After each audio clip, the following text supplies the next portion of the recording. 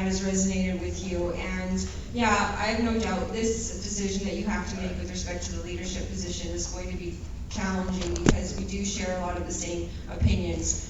You know, I sat in with when Todd Lowen was announcing that he was going to become a leader. He stated two things. He said that one, Jason Kenney and Stephen Harper are going to be behind the strings, pulling the strings of the UCP board, regardless of who gets into the leadership, right? And the other thing he said was that the bureaucracy is the problem. The bureaucracy, no matter who gets into government, they have an agenda, and so they have to go. The bureaucracy has to be fired. Those people who are responsible for this tyranny and have overstayed their welcome, they have to go. So we understand that.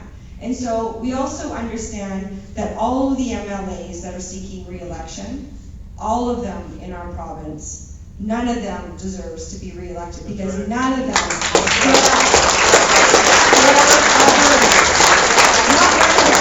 calling for Jason Kenney's resignation, that's peanuts.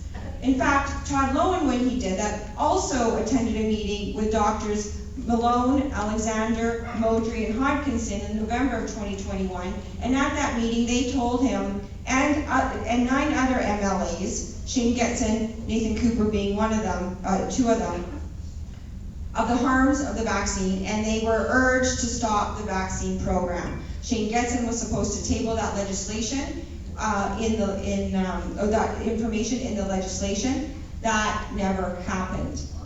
The NDP government behind the booster campaign, UCP government behind the booster campaign. Yeah. We understand Dina Henshaw, Hee-Haw, like I like to call her, Dina Hee-Haw, is likely perjured herself over the masking BS that she has that has befallen Alberta. She knew, and Jason Kenney knew, full on and full well, that masking children in an educational setting would cause harm. They knew that, and that information is out. And so what do when we know better? We do better.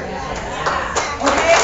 And so we cannot afford anymore to ignore and to give these people the benefit of a doubt that they are going to make any changes that are going to positively impact the lives of Albertans. They want net zero. They support the globalist agenda. They see what they're doing, what we're doing right now, and they're latching on, right? They are saying, they're trying to parrot stuff to get your attention, to lull you into this false sense of security that a sovereignty act that's unconstitutional and won't achieve anything is going to give you the freedom that you desire here tonight. And you know what? I am that warrior. I've said, I'm the only lawyer in Canada suing the courts. A major career limiting move, I would say. I've been fighting for people to assert their rights for the last 2 years on stages, in media, wherever I possibly can. And you know what? I was able to do it without getting a ticket miraculously, without being thrown in jail. So you know what? There is a different way to do this. That doesn't need to include that.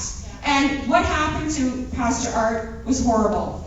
I do not agree with it 100%, and that needs to be changed. And what happened should never have occurred, and it's disgusting in a democratic society that we live in.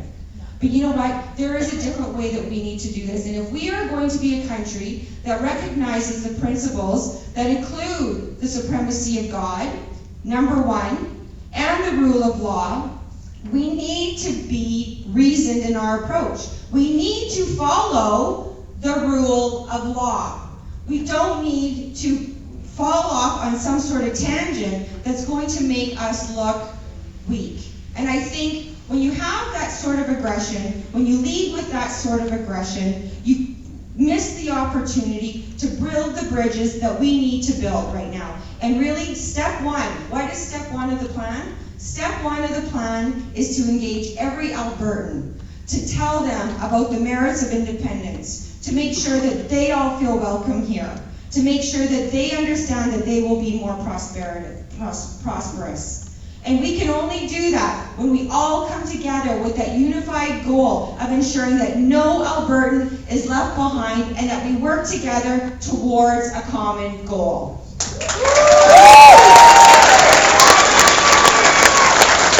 ladies and gentlemen, Katherine Kowalchuk and Pastor Artur Pawlowski.